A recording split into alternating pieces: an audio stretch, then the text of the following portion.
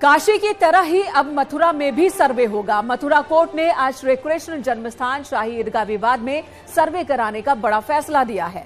मथुरा में श्री कृष्ण जन्मस्थान शाही ईदगाह विवाद, कोर्ट ने विवादित स्थल पर सर्वे का आदेश दिया है। 2 जनवरी से सर्वे की शुरुआत होगी। 20 जनवरी तक रिपोर्ट दाखिल करना है। हिंदू पक्ष की ओर से सर्वे की याचिका दाखिल की गई थी। कोर्ट ने 20 जनवरी तक रिपोर्ट सौंपने के आदेश दिए हैं। अमीन इस पूरे एरिया का सर्वे करेगा, विवादित स्थल पर अपनी रिपोर्ट पेश करेगा। इस साल वाराणसी में ज्ञानवापी में भी सर्वे हुआ था और सर्वे रिपोर्ट में हिंदू प्रतीक के मिलने के दावे किए गए। मस्जिद के भीतर मिले हिंदू शिलालेखों का जिक्र है। शिवलिंग, खंडित मूर्तियां मिलने का भी दावा किया गया। तो अब मथुरा में भी सर्वे की तैयारी है।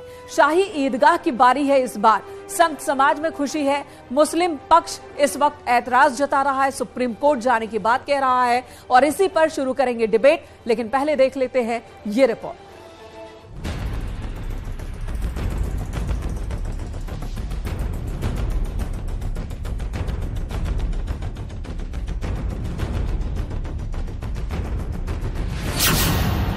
ज्ञानवापी के बाद मथुरा शाही मस्जिद का भी सर्वे। वालीगण को नोटिस जारी किए और अमीन महोदय के प्रार्थना पत्र को निस्तारित कर उन्होंने मौके पर जितने भी जो भी पोजीशन है नए नक्शा लाने के आदेश पारित किए गए हैं, जो माननीय न्यायालय के समक्ष 20 जनवरी तक उनको प्रस्तुत की जाएगी। श्री कृष्ण जन्मस्थान शाही ईदगाह के सर्वे का विरोध। जनवरी में कोर्ट खुलते ही हम इस आदेश के खिलाफ अपनी जो भी लीगल कार्रवाई, कानूनी कार्रवाई होगी, उसे हम अपने अमल में लाएंगे। ऑनरेबल कोर्ट के सामने या तो रिकॉल करने की एप्लीकेशन देंगे या उसके ऑपरेशन को स्टे कराने की दरख्वास्त देंगे। हिंदू पक्ष की दलील, फैसले से बदलेगा नजरिया। हमें उम्मीद है कि यहाँ पर भी यह सर्वे अब संपन्न हो जाएगा। जिस किसी भी व्यक्ति को सत्य का सामना करने की हिम्मत है और उसके पास छुपाने को कुछ नहीं है, वो सर्वे का विरोध नहीं कर सकता। अब सनातनी हिंदुओं में खुशी की लहर जाग चुकी है। पहला अमीन का जो सर्वे का आदेश हो गया है, अब माननीय न्यायालय पर हमें पूरा विश्वास है और आगे भी हिंदुओं के हित में फैसला आएगा, ऐसा हमें विश्वास है। संत समाज ने सर्वे के आदेश का किया स्वागत। ओरिजिनल जो मंदिर है वो शाही ईदगाह के नीचे भगवान कृष्ण का जन्म हुआ, वहीं पर कंस का कारागार था। इतने लोगों ने, आक्रांताओं ने आकर के हमारे आस्था के केंद्रों को छत बिछत किया है। तो मुझे लगता है कि ये वो समय आ गया है कि राष्ट्र का पुनर्स्थापन हो और हमारे हिंदुओं के आस्था के जो केंद्र हैं उन सबका समुचित प्रबंध हो।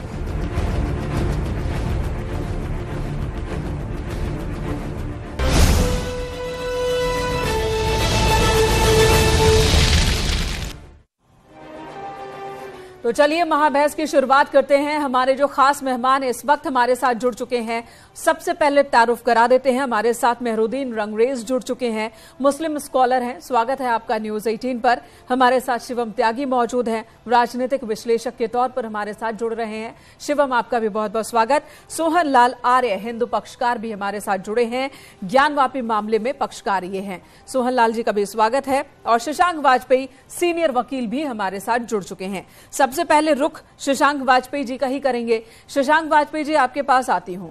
आज अदालत ने जो फैसला दिया है, सर्वे के लिए दिया है, इस सर्वे पर 30 सेकंड में आप बताएं, क्या ये सर्वे उसी तरह से ज्ञानवापी केस में जैसे हुआ, वीडियोग्राफी होगी, कोर्ट कमिश्नर की निगरानी में होगी, या अभी सिर्फ अमीन को यह तय करना है, सर्वे करना, रिपोर्ट देनी है? विस्तार से बताएं। जो मेरी मीडिया से और मेरा, क्योंकि मैंने ऑर्डर अभी देखा नहीं है, ऑर्डर मुझे मिला भी नहीं है, जो प्राप्त नहीं हुआ है, पर इतना कहा जाएगा कोर्ट ने जो आज ऑर्डर किया है उसको निषेधाज्ञा लागू करने की मना कर दिया है और अमीन को ये कहा है कि आप जाके वहां पे सर्वे करें और सर्वे करके एक व्यापक रिपोर्ट हमारे सामने 20 जनवरी तक सबमिट करें। अब उस व्यापक रिपोर्ट में जब एक आदमी जाता है, कोई भी कोर्ट अपील कमिश्नर या कोर्ट अमीन नियुक्त करते हैं, तो व्यापक सर्वे में हर मुद्दे को, जो वाद के बिंदु है वो है, एक एक बिंदु पे नजर रखी जाती है, उसके बिंदुवार उत्तर बनाए जाते हैं, उनके हिसाब से उनका पूरा विस्तृत विश्लेषण किया जाता है, कोर्ट को एक रिपोर्ट सबमिट की जाती है, उसके बाद कोर्ट उसके आगे निर्णय और फैसला लेने की स्थिति में होता है। ठीक है, मेहरुद्दीन रंगरेज जी, आपके पास आती हूं। सर्वे का फैसला अदालत की ओर से दिया गया, सुप्रीम कोर्ट जाने की बात मस्जिद कमेटी कर रही है, क्यों ये फैसला मंजूर नहीं? आखिर सच का सामना करने से डर कैसा? देखिए, मैं आपको बताना चाहूंगा कि हमारे देश में जो है ना, ये मंदिर मस्जिद के मसले निपट नहीं रहे। 90 का दौर दोबारा से लाना चाहते हैं लोग। और मैं प्लेसेस ऑफ वर्शिप एक्ट का हवाला देना चाहूंगा कि ये 92 का जो वर्डिक्ट आया था बाबरी मस्जिद का, उसमें बाकायदा साफ साफ लिखा गया था रंजन गोगोई जी के जजमेंट में कि अब इसके बाद किसी तरीके की कोई बात नहीं होगी। और ये जो लास्ट था, और मगर अब भी लोग जो है इस आस्था के बुनियाद पर ऐसा कर रहे हैं जो बिल्कुल भी देश और हमारे और आवाम के लिए बिल्कुल रंगरेज जी, लेकिन प्लेसेस ऑफ वर्शिप एक्ट यही दलील तो ज्ञानवापी के मामले में भी दी गई ना, लेकिन उस दलील को अदालत ने नहीं माना। अदालत ने सर्वे की बात कही, सर्वे का विरोध हुआ। हमने वहां देखा कि कोर्ट कमिश्नर को कई बार लौटना पड़ा, कोर्ट कमिश्नर बदलने पड़े और उसके बाद जाके सर्वे सुरक्षा घेरे में हो पाया। तो यहां पर भी क्यों नहीं होने दिया जा रहा है? विरोध क्यों? अच्छा, विशाल जो सर्वे करने वाले थे विशाल मिश्रा जी, उन्होंने पहले ही सारी चीजें जो कोर्ट में जाने से पहले ही उन्होंने सार्वजनिक कर दी थी और सारी मीडिया चैनल पे चल रही थी, इसलिए उन्हें हटाया गया। सर्वे का विरोध ना कल कर रहे थे हम, ना आज करते हैं। मगर हम एक बात कह रहे हैं, मगर हमारे अभी लोअर कोर्ट की बात है, अभी हम जो है हाई कोर्ट भी जाएंगे, सुप्रीम कोर्ट भी जाएंगे इसके खिलाफ। तो ये हमारा संवैधानिक अधिकार है, ये हम उसमें जो है अप्लाई करेंगे। ठीक है, संवैधानिक अधिकार है, संवैधानिक अधिकार का इस्तेमाल करेंगे। ठीक है, एक तरफ तो अपील होती है कि दोस्ती यारी बनी रहे और दूसरी तरफ जब बात होती है कि सच सामने आ जाए तो संवैधानिक अधिकार की बात होती है। ठीक है, शिवम त्यागी का रुख कर लेती हूं।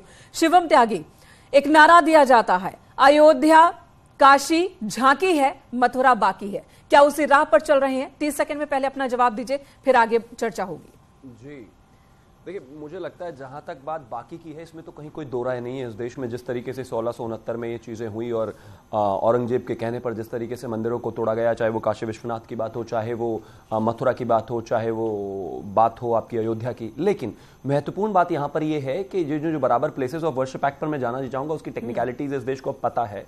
और कोर्ट ने अगर वीडियोग्राफी का निर्णय लिया है तो जाहिर है सोच समझकर और सारी चीज़ों को ध्यान में रखकर लिया होगा। लेकिन इससे इंपॉर्टेंट चीज़ यहाँ पर यह है कि इतना भाईचारा भाईचारा भाईचारा भाईचारा करते रहते हैं दिन रात, तो 3 मंदिर जो हमारे हैं, जो सनातन के हिसाब से, जो हिंदू धर्म के हिसाब से हमारे भगवान हैं, उनके लिए उनके जो स्थान है, उनके जो जन्म स्थान है, कम से कम उनको तो छोड़ दो। कौन कह रहा है आपको? इस देश में और भी तमाम मस्जिदें हैं, कभी किसी ने तोड़ी? कोई बात हुई? और मेहरुद्दीन रंगरेज की जहां तक बात है, ये रंगरेज कोई अकबर की डिसेंडेंसी है क्या? या रंगरेज कोई अकबर के जानकार या रिश्तेदार या मामा फूफा के कोई हो? नहीं ना। अगर वो है नहीं तो हिंदुओं की भावनाओं पर लगातार चोट करने का क्या लाभ है? मुझे लगता है अगर सब चीजों को लेकर चुप बैठे रहना हिंदू मुस्लिम एकता है तो माफ कीजिए, ये एकता का सही आधार नहीं है। एकता तब होती, बेहतरी तब होती, तब मुस्लिम पक्ष खुद उठकर आता और ये कहता कि ये जो 3 जगहें हैं यहां पर हिंदुओं के साथ अत्याचार हुआ है और ये उनको वापस मिलनी चाहिए। शिवम, लेकिन उनका तो दावा है कि ये हिंदू की जगह ही नहीं है। वो प्लेसेस ऑफ वर्शिप एक्ट का हवाला दे रहे हैं। उनका कहना है कि उनकी मस्जिद है, वो पूजा कर रहे हैं और मस्जिद आज तो बनी नहीं है। 1600वीं सदी में मस्जिद का निर्माण हुआ, 1669 से 70 में, वो कह रहे हैं। देखिए, एक चीज मैं वही तो बोल रहा हूं, निर्माण किया किसने? महत्वपूर्ण बात यहां पर यह है, अगर औरंगजेब ने किया है तो औरंगजेब मेरे देश के मुसलमानों का क्या लगता है? कुछ भी नहीं। जहां तक बात मर्यादा पुरुषोत्तम भगवान श्री राम की है, भगवान श्री कृष्ण की है, भगवान शिव की है, उनको हम आराध्य मानते हैं, वो हैं, वो भगवान है हमारे। उन जगहों पर मंदिर के ऊपर जिस तरीके से चढ़ाकर चीजों को मस्जिदें बनाई गई हैं, ईदगाह बनाया गया है, क्या ये इनको दिखाई नहीं देता? और जहां तक बात प्लेसेस ऑफ वर्शिप एक्ट की, कोई लेना देना नहीं है उसका। 1947 से जो चीजें चली आ रही हैं, जिनका टाइटल जैसा था उसको एज इट इज रखना है, बदलना नहीं है। यहाँ कोई चेंज कर ही नहीं रहे। हम तो इस बात को एस्टैब्लिश करने में लगे हैं कि उसका टाइटल जो पहले बदला गया था वही है। वो ईदगाह नहीं है या मस्जिद नहीं है, वो मंदिर है और वो मंदिर ही है, तो हम बदल नहीं रहे हैं। और जहां तक बात प्लेसेस ऑफ वर्शिप एक्ट की है, मुझे लगता है ये चीजें कोर्ट को छोड़ देनी चाहिए। वो उसको ज्यादा बेहतर तरीके से चीजें करने के बाद ही आगे बढ़ेंगे। ऐसा नहीं है, हर जगह चेक्स एंड बैलेंसेस हैं। अभी लोअर कोर्ट है, कल ये भी हाई कोर्ट सुप्रीम कोर्ट जाएंगे, तो कोर्ट कोई भी ऐसा निर्णय नहीं लेगा जहां पर उसको जो है चैलेंज करने की कोशिश की जा सके। लेकिन मैं फिर भी यही कहना चाहूंगा कि ये चीज जो कोर्ट में जाकर 490 साल बाद मर्यादा पुरुषोत्तम भगवान श्री राम के मंदिर का सॉल्व हुआ हो, चाहे मथुरा का हुआ हो, अगर भाईचारा है और था और मानते हैं तो इन 3 जगहों को तो इनको खुद ही देना चाहिए आकर। प्लेसेस ऑफ वर्शिप एक्ट, ये दिक्कत, वो दिक्कत, कानूनी अधिकार, इनके पीछे नहीं छुपना चाहिए। ठीक है, रंगरेज जी जवाब देंगे। भाईचारा की ही बात है तो क्यों नहीं मिल बैठकर समस्या का समाधान हो जाता है। अयोध्या का फैसला आने में 500 साल का वक्त लग जाता है, इतनी लंबी लड़ाई लड़ी जाती है और उसके बाद भी सुनिए, फैसला आने के बाद भी कई बार मन महसूस कर कहा जाता है कि नहीं ये फैसला तो गलत है लेकिन हम मान लेते हैं। काशी में जो हो रहा है हम देख रहे हैं, तो क्यों नहीं मिल बैठकर फैसला आता है? देखिए मिल बैठ, जो अभी हमारे शिवम भाई बता रहे थे, मिल बैठ के बात करनी चाहिए। मिल बैठ के बात आज 1968 में बात हुई थी और बाकायदा दोनों रामकृष्ण जन्मभूमि और ईदगाह कमेटी के लोग जो थे उन्होंने श्री कृष्ण जन्मभूमि के और कमेटी के लोगों ने बैठकर एक बाकायदा एग्रीमेंट साइन हुआ कि ये जगह आपकी, ये हमारी, इसके बाद आप कोई भी चर्चा और विवाद नहीं होगा। मगर वो विवाद आज खड़ा किया जा रहा। बताइए कितने साल हो गए, मैं आपको बता रहा था, अभी 52 साल 53 साल हो गए इस बात को हुए हुए। भाईचारा तो मुसलमान शुरू से निभाते आ रहा है इस देश में। कभी बताइए, हमारी मस्जिद थी 500 साल पुरानी, उसे तोड़ के आपने मंदिर में कन्वर्ट कर दिया। आप इस देश में जो है नफरत का मस्जिद की बात कर रहे हैं? आप किस मस्जिद की बात कर रहे हैं रंगेश जी? आप किस मस्जिद की बात कर रहे हैं जिसे तोड़कर मंदिर बनाया गया?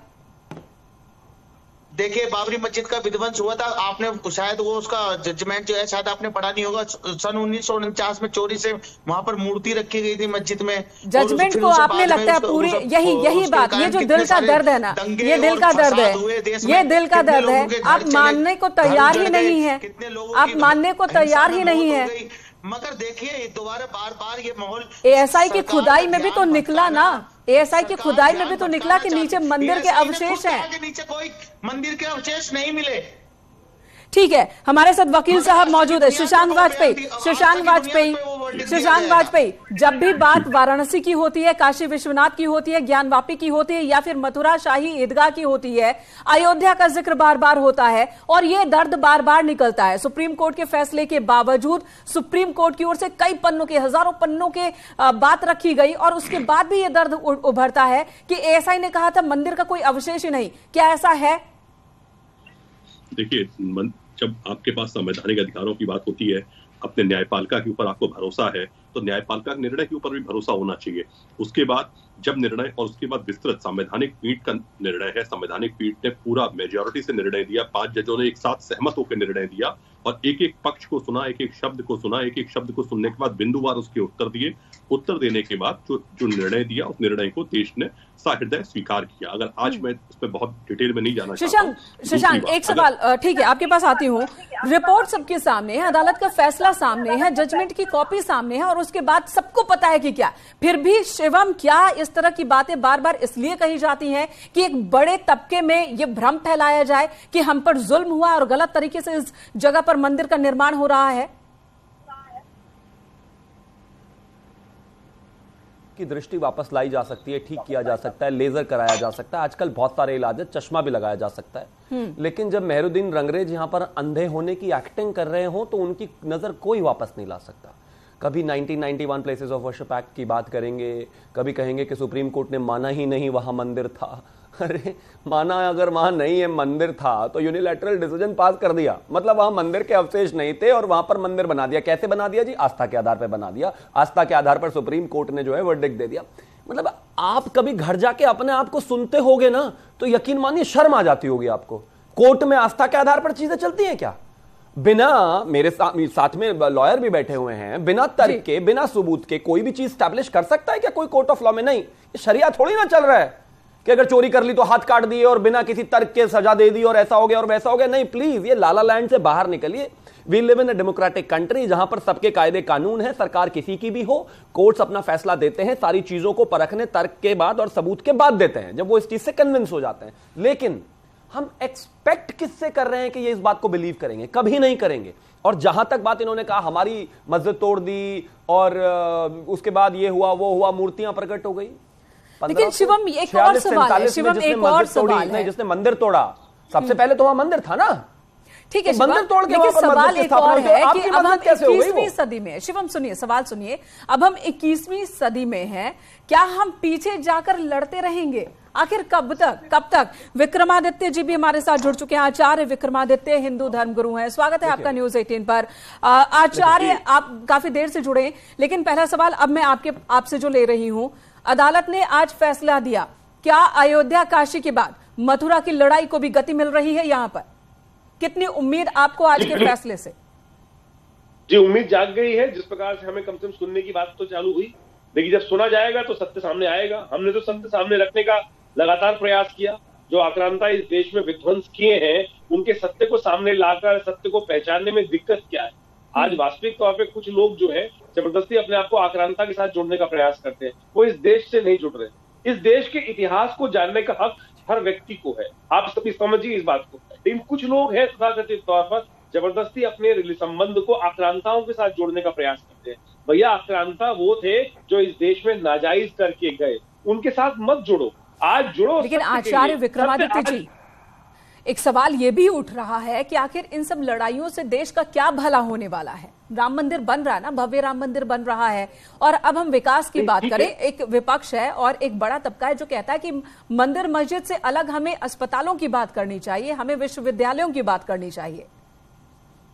बिल्कुल मिल रहे हैं विश्वविद्यालय, लेकिन साथ साथ अपनी पुरातन संस्कृति को भी तो पहचानना चाहिए। कब तक हम इस बात को माने जाएंगे? जर्मनी देखा है आपने? जर्मनी में जिस प्रकार से एलाइड फोर्सेस ने उनकी संस्कृति को विध्वंस कर दिया, क्या आप ये भी चाहते हैं कि भारतीय संस्कृति कितने उत्कृष्ट थे?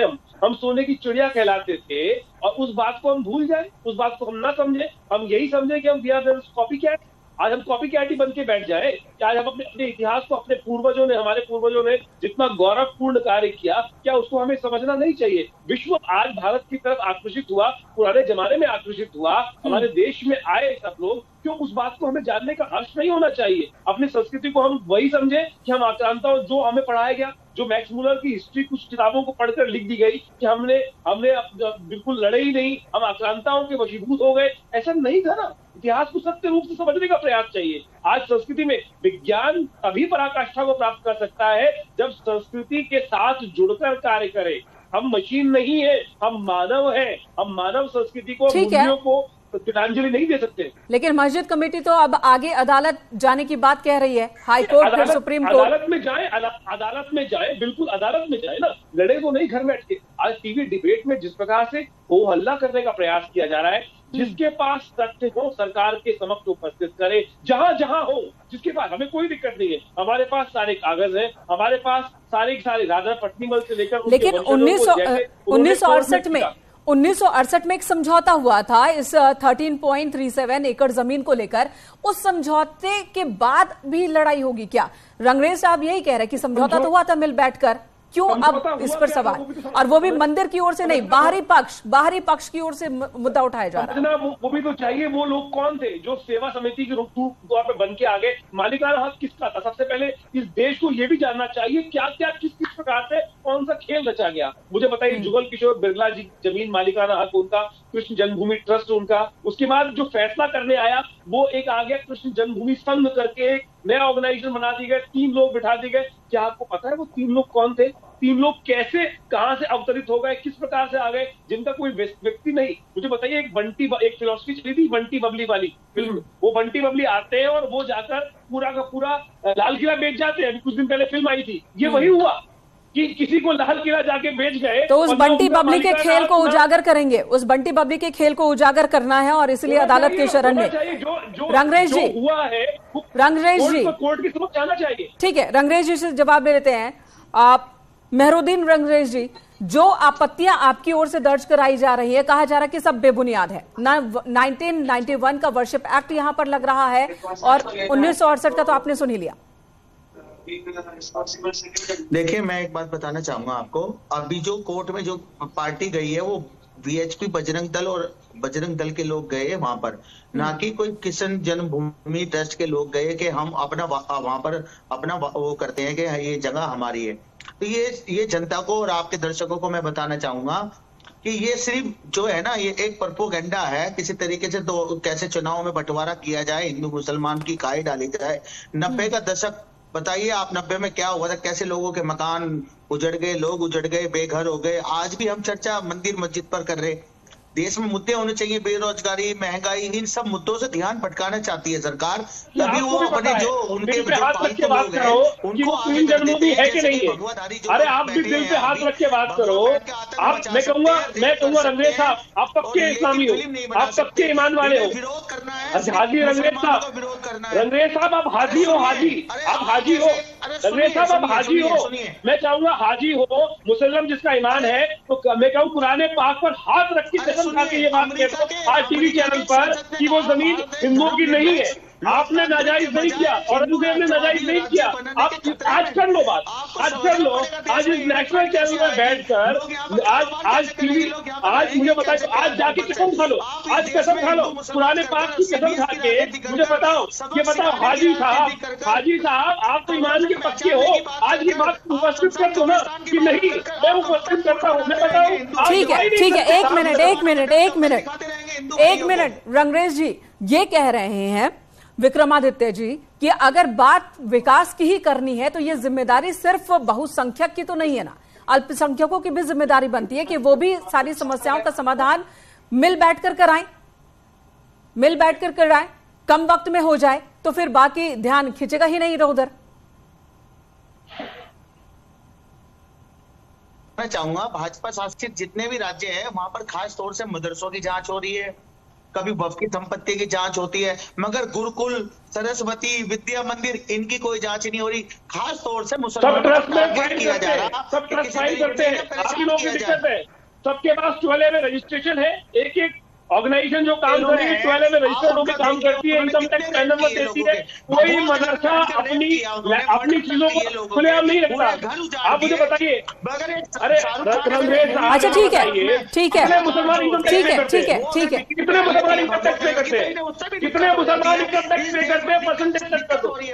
रंगरेज साहब आप फिर जिम्मेदारी भी तो लीजिए, मदरसे से जुड़े लोग जब बम विस्फोट में उनका कनेक्शन निकलता है, बम धमाकों से उनका कनेक्शन निकलता है, तो फिर जांच भी तो करवानी पड़ती है। और आप सवाल उठा रहे हैं, बैठक हुई थी ना मदरसे के सर्वे को लेकर, बैठक हुई थी ना, और उस बैठक में यह हुआ था ना कि सर्वे का स्वागत करेंगे, उसके बाद रहकर फिर सवाल उठाए जाते हैं, सर्वे को लेकर, नियत को लेकर सवाल उठाए जाते हैं। अगर कहीं कुछ गलत है तो वो सामने आना चाहिए, वो मदरसा हो या शिव मंदिर हो या फिर सरस्वती मंदिर हो। अपनी आवाज उठाने का आर्टिकल 39 के तहत हम अपनी बात उठाते हैं और बात करते रहेंगे। बिल्कुल करना ही चाहिए, लेकिन अगर कहीं कोई कानूनी कार्रवाई हो रही होती है, तो फिर आप उसका विरोध भी करते हैं, तब आप अधिकारों की बात कर रहे हैं। कानून और संविधान जब मानने की बारी आती है तो फिर आपको वो गलत लगने लगता है। शिवम त्यागी जी, कोर्ट ने फैसला लिया है, आप एक टिप्पणी बताइए, मुसलमानों ने किसने उसका विरोध किया हो बताइए। आप, मैंने विरोध किया है, देर से मैं आप डिबेट में हूं, आपकी 21 मिनट हो गए, आप बताइए मैंने एक बार भी विरोध किया क्या उस बात का? कह तो रहे हैं कि ये मंदिर मस्जिद मुद्दों को भटकाने के लिए है, हम आगे की लड़ाई लड़ेंगे और ये गलत है, ठीक है, उनसे भटकाया जा रहा लोगों को।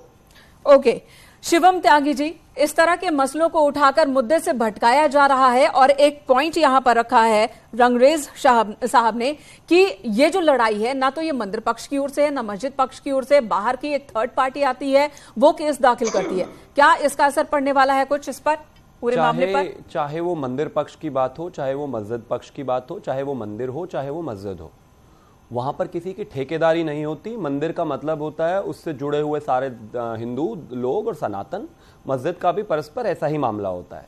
जब इनसे कहो, ये कह रहे हैं बार बार के मुद्दे भटकाने की बात हो रही है, मेरे दादा के दादा का घर ना किसी चोर लुटेरे ने घेर लिया था, अब मैं उस लायक हो गया हूं कि मैं उसको वापस लेने की हिम्मत रखता हूं कानूनी तौर पर, तो मुझे लेना चाहिए कि नहीं लेना चाहिए, या ये कहते रहना चाहिए कि मुझे नौकरी करनी है, मुझे देखना है, मुझे पैसे बनाने हैं, मुझे जिंदगी बेहतर करनी है। हाँ, ये सब करना है, लेकिन पूर्व में जो हमारे साथ गलत हुआ वापस जाकर कानूनी तौर पर उसको ठीक करना भी मेरी ही जिम्मेदारी है। बीच में मत चिल्लाइए रंगरेज भाई, ये अंग्रेजों की तरह काम मत कीजिए, रुकिए जरा प्लीज, बीच में नहीं क्यों आप कंट्रोल क्यों नहीं कर पा रहे हैं भाई? पूरे देश का माहौल खराब करना चाहते हैं, और माहौल खराब करने से इनको कितना फायदा होता है राजनीति में, ये सारी जनता, अवाम और सारे लोग जानते हैं। अब हो गया आपका बोलूं मैं, कौन माहौल खराब कर रहा है? Thank you. सुनिए, हमें अगर बीएचपी के लोग, बजरंग दल के लोग क्या नहीं करते वो? अरे जिस तरह से आपके पास, मैं चाहता हूँ शिवम भाई, कल क्रिसमस है, मैं क्रिसमस मना लूं, मैं नया साल मना लूं, मैं 24 फरवरी ये जो विक्टिम कार्ड है ना तुम्हारा, ये जो विक्टिम कार्ड है ना, ये विक्टिम कार्ड कितने जमाने तक खेलते रहोगे मुझे ये बता दो। कभी तो कहते हो कि हम मुगलों के वंशज हैं, 900 साल हमने देश पर राज किया है। ठीक है, कभी कह देते हो मैं मना लूं, आपको कौन रोक रहा है? आ जाइए, मैं ही केक काट दूंगा आपके साथ। मैं तो मनाता नहीं हूं। सनातन धर्म सभी धर्मों का सम्मान करता है। सनातन धर्म सभी देश में। मेहरुद्दीन जी, जिस तरह से आपके संवैधानिक अधिकार हैं, उसी तरह से संवैधानिक अधिकार उन लोगों के भी हैं जिन्होंने केस दर्ज किया है। तो आपको उस पर आपत्ति है कि केस क्यों दर्ज कर दिया? देखिए मैडम, असली देखिए सुनिए, अभी इन्होंने जो ताजमहल पे भी, मैं कह रहा हूं जितने मैं आज मांग करता हूं आपके चैनल के माध्यम से और सबको मैं कह रहा हूं, तोड़ दीजिए आप ईदगाह को। आप तोड़ दिए काशी विश्वनाथ में जो वहां पे जो कॉरिडोर बन रहा है, उसके बाद में जो मस्जिद है ज्ञानवापी, तोड़ दीजिए उसे। अरे हम मोहम्मद गोरी दिख रहे हैं आपको? औरंगजेब थोड़ी ना है। औरंगजेब के वंशज आप हो सकते हो, हम नहीं है। बिल्कुल नहीं तोड़ेंगे, कानूनी तौर से लेंगे। कागज दिखाकर जो आपके पास नहीं है, कागज जो आपके खो गए, उन कागजों को कोर्ट में दिखाकर कानूनी तौर से लेंगे। हम लोकतंत्र में रहते हैं। ये शरिया वाली आदतें आपको अभी तक गई नहीं है, मुझे लग रहा है। ठीक है, बहस नहीं, इस तरह से नहीं, इस तरह से नहीं, हम तो नहीं तोड़ेंगे, इस तरह से नहीं। रंगरेज जी, एक और सवाल, आखिरी सवाल आपसे। रंगरेज जी, आखिरी सवाल आपसे। जब सर्वे की टीम पहुंचेगी शाही ईदगाह, क्या ज्ञानवापी में जिस तरह से विरोध हुआ, जिस तरह से हंगामा हुआ, वहां सुरक्षा बलों की तैनाती करनी पड़ी, क्या वैसा सीन देखने को मिलेगा या फिर सर्वे करने दिया जाएगा उस टीम को? ज्यादा वक्त है नहीं, 2 जनवरी से लेकर वो सर्वे होना है। मुंह पर मास्क लगाकर, हाथ में पत्थर लेके सबसे पहले रंगरेज खड़े हुए मिलेंगे, पहचान नहीं पाएगी मीडिया इनको। खैर, इस तरह से पर्सनल कमेंट नहीं। शिवम जी, पर्सनल कमेंट नहीं। शिवम भाई देखिए जो है वो तो है, लगवा दीजिएगा और फिर देख लीजिएगा कि वक्त बहुत कम है, वक्त बहुत कम है। रंगरेज जी, आखिरी सवाल, वक्त कम है, हमें क्लोज करना होगा। देश के मुसलमान, देश के संविधान और देश के कानून को बदनाम करने वाले लोग हैं और ये हमने करके दिखाया है। देश के मुसलमान तो अच्छे हैं, आप ठेकेदार थोड़ी ना हैं, वो सारे अच्छे हैं। आप नहीं है लेकिन अच्छे। प्रॉब्लम ये है आप आग लगा रहे हैं ना देश में। ठीक है, ठीक है, इस सवाल का जवाब साफ साफ नहीं दे पाए मेहरुद्दीन रंगरेज साहब। शशांक वाजपेयी हमारे साथ हैं। आखिरी कमेंट वकील के तौर पर शशांक जी आपसे जानना चाहूंगी, थर्ड पार्टी ने केस किया है, थर्ड पार्टी ये मामला लेकर सामने आ रही है, क्या कोई फर्क पड़ने वाला है इससे पूरी अदालती कार्रवाई पर, सुनवाई पर? देखिए, जब मामला न्यायालय के समक्ष विचाराधीन है तो उसमें उस पर कमेंट नहीं करना चाहिए। उसकी रिपोर्ट आने दीजिए, रिपोर्ट आने के बाद कोर्ट को निर्णय लेने दीजिए, फिर हम लोग उस बहस के एक उपयुक्त मोड़ पर पहुंच पाएंगे। सर्वे का फैसला तो दे दिया ना अदालत ने, सर्वे का फैसला दे दिया।